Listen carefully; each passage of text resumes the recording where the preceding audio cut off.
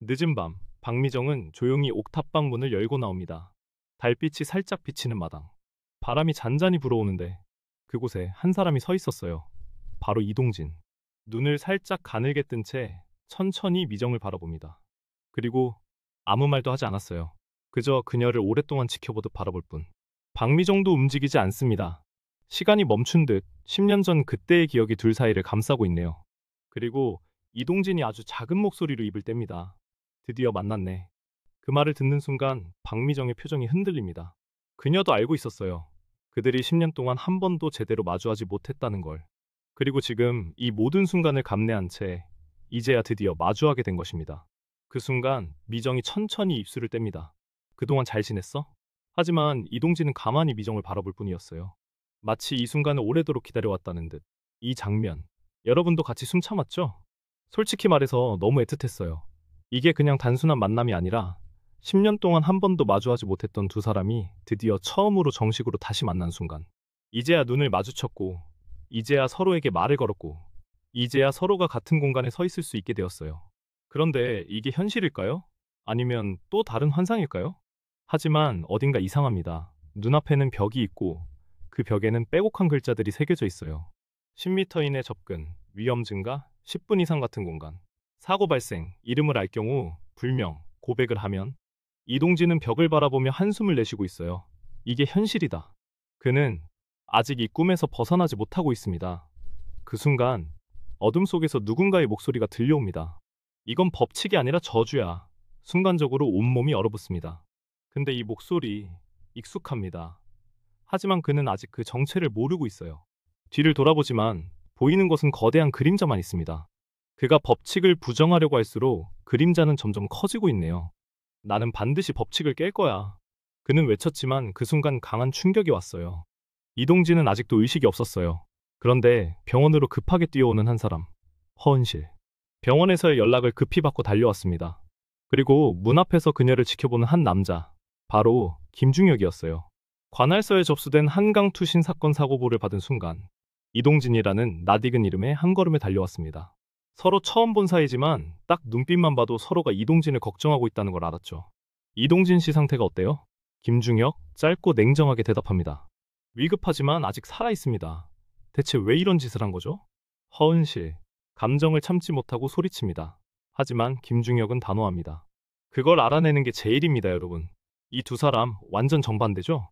허은실은 감정적으로 걱정하는 사람이고 김중혁은 논리적으로 접근하는 사람입니다. 이 두 사람이 같은 목표를 가지고 있지만 지금은 서로를 이해할 수 없는 상태예요.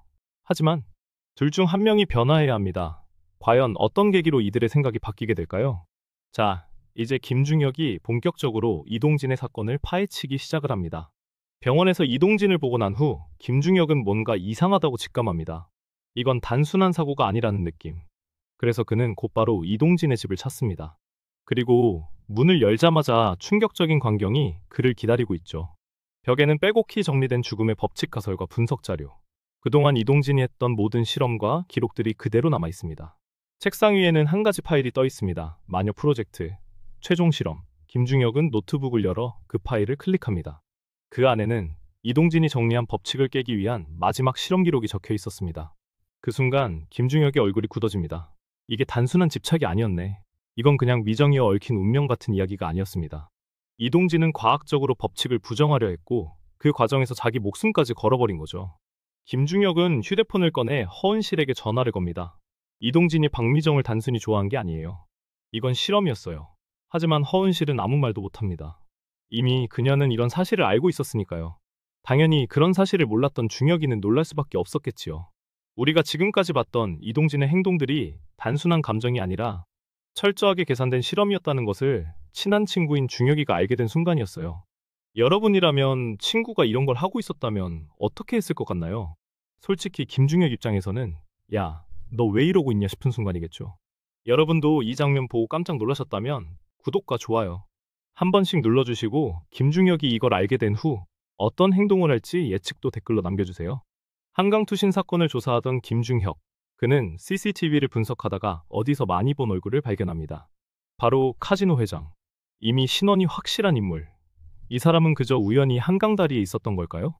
김중혁은 의문을 품고 직접 회장을 찾아갑니다. 도박장 CRP룸. 고급 양주가 놓인 테이블. 그리고 그 맞은편에서 담배를 피우고 있는 카지노 회장. 그는 김중혁을 보더니 이미 알고 있었다는 듯이 웃습니다. 형사님께서 무슨 일로 나 같은 사람을 찾아오셨나? 김중혁은 곧장 본론으로 들어갑니다. 그날 한강에서 이동진 씨를 지켜보고 있었죠? 회장은 피식 웃으며 아주 여유로운 태도로 술을 한 잔 따릅니다. 형사님, 내 위치는 이미 다 아실 텐데. 한강 다리에 있었다고 해서 내가 그 사람을 떠밀기라도 했다는 겁니까? 김중혁의 표정이 굳어집니다. 그렇다면 왜 거기에 있었습니까? 그 순간 카지노 회장은 술잔을 들었다가 멈추고 천천히 김중혁을 바라봅니다. 그리고 아주 조용하고 의미심장한 목소리로 한마디 던집니다. 자넨 죽음의 법칙을 믿나? 형사씨, 뭐, 갑자기 왜 이 이야기를 꺼내는 거지? 김중혁은 순간적으로 낯선 감각에 사로잡힙니다. 이건 마치 카지노 회장이 이미 모든 걸 알고 있다는 듯한 분위기. 무슨 뜻이죠? 그런데 카지노 회장은 태연하게 잔을 비웁니다. 그리고 아주 차분한 목소리로 말한다. 그놈 이동진, 법칙을 깨려 하고 있지? 나는 그걸 깨지 못했었지. 뭐? 여기서 김중혁의 머릿속이 복잡해집니다. 즉, 이 카지노 회장도 과거의 죽음의 법칙과 관련된 경험이 있었다는 것이니까요.